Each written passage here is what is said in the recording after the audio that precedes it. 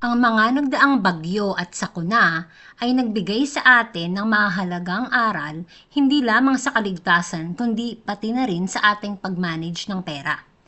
Ngunit, paano nga ba natin masisigurado na tayo ay handa financially sa panahon ng krisis? Ano ang mga hakbang na dapat nating gawin upang maging financially resilient sa harap ng mga di inaasahang bagyo kagaya nitong nakaraang linggo? Nandito ang mga tips para handa ka din financially sa mga krisis. Number 1. Dapat may emergency fund. Ang emergency fund ay ang natabing pera na nagkakahalaga ng 3 to 6 months living expenses ng pamilya mo. Mahalaga ang pagkakaroon ng emergency fund sa naranasan nating bagyo nitong nakaraang linggo. Hanggang ngayon, marami pa rin ang nagtatry mag-recover sa sakunang dumating sa bansa natin. Noong tumama ang bagyong Karina sa atin noong Wednesday, maraming pamilya ang nawalan ng kabuhayan at tahanan. Maraming ari-arian ang nasira at marami ang kailangan magsimula ulit. Kung meron kang emergency fund na naitabi sa panahon ng trahedya, ay meron kang madudukot. Mas mabilis kang makakapagsimula muli, mapaayos ang mga kagamitan na ginagamit mo sa negosyo, mapalinis at mapaayos ang mga appliances na nasira ng baha, mapaayos ang mga sasakyang lumubog sa baha, or maaari kang makapagsimula ng isang maliit na negosyo ulit. Pero ang mga walang emergency fund ay magre-resort sa pag-utang na may malaking interes para makapagsimula ulit. Dahil sa kawalan ng emergency fund, mas mamomroblema ka pa kung paano mo mababayaran ang utang mo na may malaking interest at magpapatong-patong pa ang isipin, lalo kang masa-stress. Samantala, ang mga naghanda at may emergency fund ay mas madaling makaka-recover sa nakaraang sakuna. Kaya magsimula ng magtabi para sa emergency fund nyo sa mga digital banks na mas malaki ang interest na umaabot sa 4.5% at madali nyo itong mawi-withdraw kung kailangan nyo. Ikaw ba ay may emergency fund na naitabi? Kung meron, pakitype naman po sa comment section ang I'm ready. Number 2 learning natin sa nakaraang bagyo ay maging mapanuri sa pagbili ng property.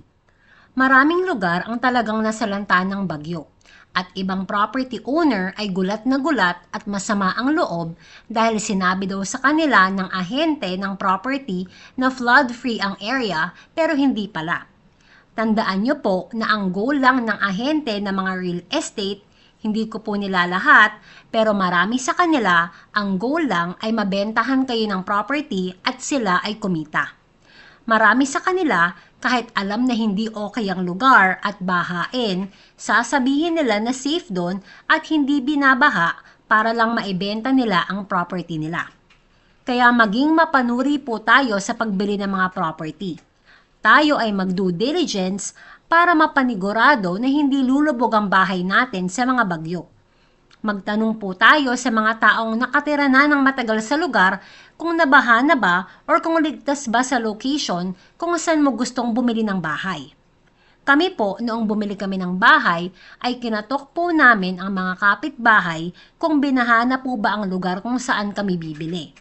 Naghanap din po kami online ng history ng baha sa lugar na iyon. Awa ng Diyos, never pa pong binaha itong lugar namin. Kaya mag-due diligence po kayo sa pagbili ng property at huwag basta-basta maniwala sa mga sinasabi ng mga ahente. Meron ka bang karanasan na kagaya nito na kung saan sinabi sa iyo na hindi binabaha pero hindi pala yun totoo? Share nyo naman po sa comment section para matuto tayong lahat. Number 3. Matuto sa nakaraang karanasan. Mahalaga ang pag-aaral mula sa nakaraan nating experience upang maiwasan ang parehong pagkakamali at mas mapaghandaan ang mga susunod na bagyo. Kung kayo po ay nasalanta ng nakaraang bagyo, ano-ano ang mga natutunan nyo? Kung wala kayong emergency fund at kinailangan nyo ng pera, umutang ba kayo sa mga kaibigan at pamilya at kayo ay natanggihan? Di ba masakit yon na kailangan mo ng tulong pero walang nakatulong sa'yo? Kaya sobrang importante na matuto po tayo sa nangyari sa atin ngayon at magsika para magkaroon ng emergency fund. Kung sasabihin nyo, Paano magkakaroon ng emergency fund? Sakto lang ang kinikita. Ibig sabihin, panahon na para mas maging creative kayo, gumawa ng paraan para magkaroon kayo ng iba pang source of income. Kung hindi na sapat ang isang income para magka-emergency fund, gumawa na kayo ng way para madagdagan ang pinagkakakitaan. Mag-aral na ng mga skills kung kinakailangan para mas mapataas ang income nyo. Kung gustong magnegosyo, simulan ng planuhin para maging handa sa mga paparating na trahedya. Ikaw ba ay natuto na sa nakaraang bagyo at handang baguhin ang sitwasyon nyo? Pakitype po sa comment section ang mga learnings nyo kung marami kayong natutunan sa nakaraang bagyo at ano-ano ang mga babaguhin nyo sa finances nyo. Number 4 learning sa nakaraang bagyo ay pagkuha ng insurance.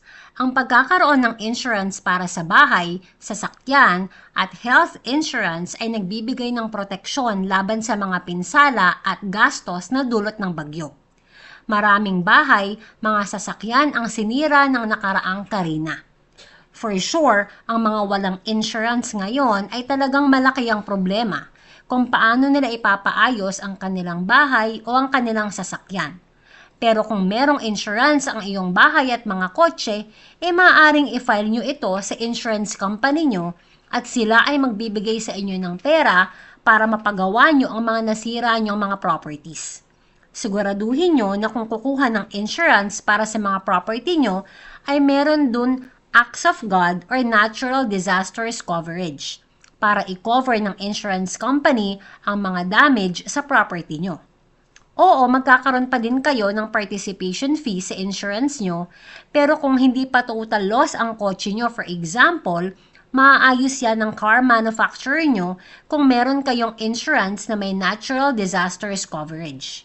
Kung may insurance sa mga property mo, good job! Malaki ang benefit at stress-free ang may mga insurance sa mga ganitong panahon. Number 5 learning ay pagkakaroon ng diversified investments at multiple sources of income. Ang hindi paglalagay ng lahat ng pera nyo sa iisang uri ng investment ay mahalaga upang maiwasan ang malaking pagkalugi sa panahon ng trahedya. Imaginein mo kung isa lang ang source ng income mo at ito ay nasira ng bagyo. Malamang ngayon ay problemado na tayo kung saan tayo kukuha ng pagkakakitaan. Kaya sobrang importante na hindi lang nakasalalay ang income natin sa isang pinagkakakitaan. Dapat meron tayong more than one source of income or meron tayong iba't ibang investments. Kung yung partner mo lang ang nagtatrabaho at siya ay nawala ng trabaho dahil sa nakaraang bagyo, malaking problema kung saan ka kukuha ng pera. Pero kung dalawa kayong nagtatrabaho, or may iba pa kayong investment kagaya ng small business na hindi naman naapektuhan ni Karina or paupahan, hindi kayo masyadong apektado ng nakaraang bagyo. Kayo ba ay may iba't ibang investment at handa sa mga pagdating ng trahedya? Pakitype naman po sa comment section ang multiple kung hindi kayo masyadong naapektuhan ni Karina dahil kayo ay merong more than one source of income at iba pang mga investments. Ang mga trahedya tulad ng bagyo ay nagdadala ng maraming challenge sa atin. Ngunit maaari tayong matuto ng mahalagang learnings mula rito upang mapabuti ang ating pagmamanage sa pera. Ang tamang paghahanda sa mga hindi inaasahang pangyayari ay key upang masiguro na tayo ay makakasurvive at makakabangon mula sa anumang sakuna. That's it for today mga kaboss, mga kamama. I hope day by day natutulungan ko kayo to be more intentional with your money para in the future together we can all build generational wealth para sa pamilya natin. Good luck!